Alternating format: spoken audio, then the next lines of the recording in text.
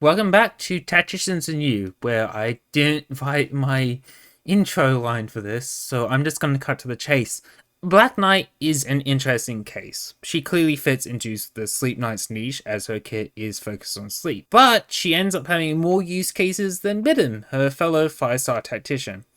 This boils down to how her S2 works in any given team comp, and this is why, despite her kit looking like it's made for stall, I consider her more of a DPS tactician, as both her skills are based on giving her companion more attack focused stats. Now, before I go into detail about her kit's goals, I need to make a disclaimer.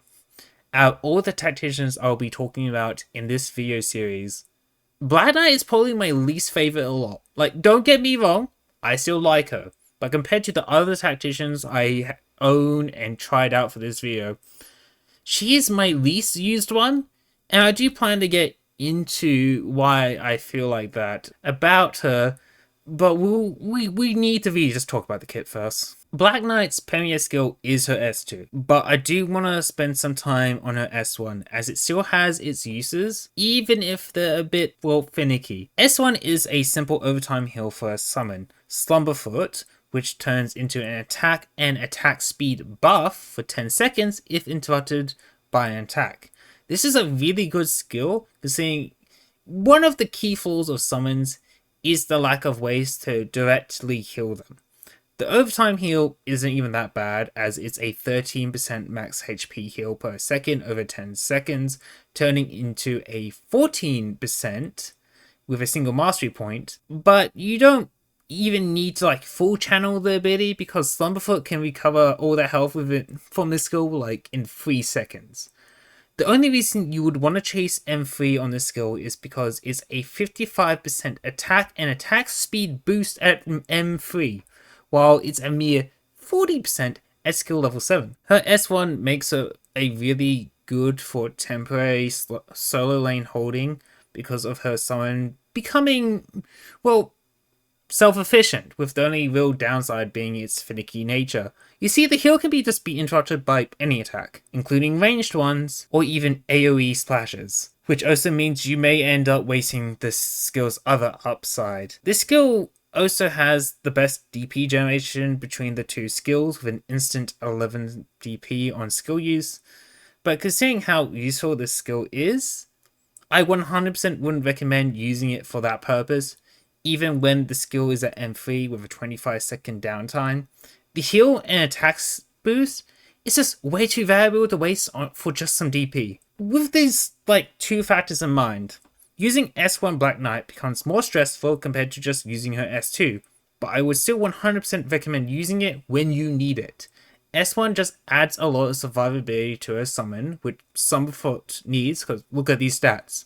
Slumberfoot is a very fragile little being, and she will need all the help they can get. Although with that said, I am just going to say, if you want a cheap solo lane holder, just use a Pioneer at that point. Sure, they aren't self-efficient, but block 2 plus their skills are more likely to help out a lot more, like Flametail SV or Ponsai's S2. Yeah, just use the Pioneer. At least Blacknight still has her S2 though, which does give her a use case.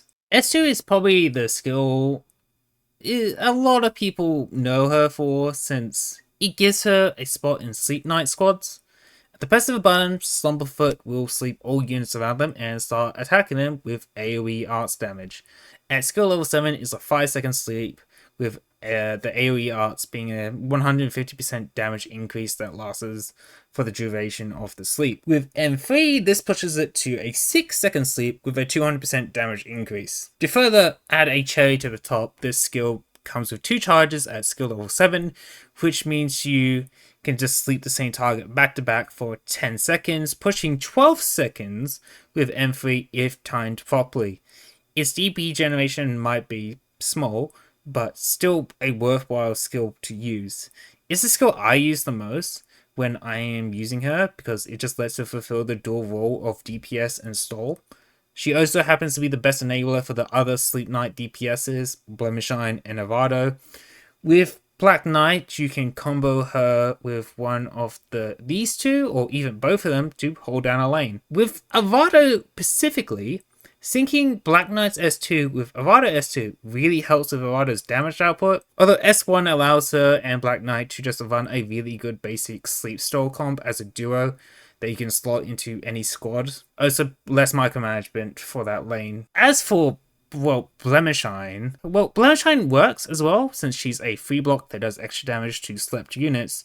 But Arado just feels better in this scenario, and I would only recommend Blemishine if you need Blemishine's S3 or her first talent. Now, this all sounds fabulous, and I do think she's a great Vanguard to build after you have had a taste of Beanstalk, especially if you want to try to use her to round off a squad as a second Vanguard. Unfortunately, we need to talk about the parts that make me dislike her, because despite all the upsides of S2, there's still a single terrible downside. Let's talk about the biggest sin of her kit. She's a sleep-focused DPS who can't attack slept units. Only Slumberfoot can hit slept units or sleep units. Black Knight herself can't though, and this is bad. You see, Tacticians are designed to make up for their lack of own personal DPS with their summons. Even, trait makes it so they can do an extra 50% to units blocked by their summons. The damage is tied to their tactical points, or summons, which is why Tacticians and their, summons have low attack stats. They need to work together to take down targets. Very thematic, I know. When you sleep a unit, you're effectively halving your damage, and sure, you can double Slumberfoot's damage at S2 and M3, but that doesn't really make up for the fact that you're still losing your 50% bonus. This also means her half of the module talent becomes kinda hard to use properly. You see how this is worded? It's only useful when you happen to sleep a unit, and there also happen to be a non-slept target nearby. But then if you want to optimize it, you gotta let them waddle up to Slumberfoot and get blocked by them. And then you remember, Slumberfoot is a fragile little baby. So you have to end up sleeping them again, and suddenly there goes your bonus damage. This module is only good for Slumberfoot effectively, seeing it gives them a 15% damage reduction as part of the generic part of the module, and then a further 10% damage boost to slept units, which they need anyway, because, fragile little baby. Honestly, this is why when I use Black Knight, I always pair her with Blemishine, since I don't own Arado yet. Blemishine helps with making up with the loss of Black Knight DPS, but also probably helps that I often use Wishlash in my teams now, so Blemishine can put in even more work because she is truly best daughter. Look, don't let everything I just said put you off of Black Knight, because I still think for a 5-star Tactician, she's a really good addition to the roster as a second Vanguard, if you already have a good first primary Vanguard. She can even be a good Persuader midden replacement with S2 if the goal is just to stall a boss while you set up. It's just, to properly take advantage of what she offers, requires you to either get a now Colonel/Recruitment 6-star or a CC Shop Operator, because by herself, she can be pretty underwhelming compared to her cheaper counterpart of Beanstalk. She may still be more genuinely usable compared to the other members of the class, but she's crippled by the nature of the Sleep CC, leaving her as a jack of all, master of none, without the proper companions. At least she's got some good skins, so there's that at least. Anyway, we're moving on to 6 stars next week, and I hope you're excited as me to hear someone defend Vigil despite knowing how bad they are. It's going to be fun, specifically because I am not looking forward to hearing about those opinions I'm going to be after what I will say next week. So I'll see you then.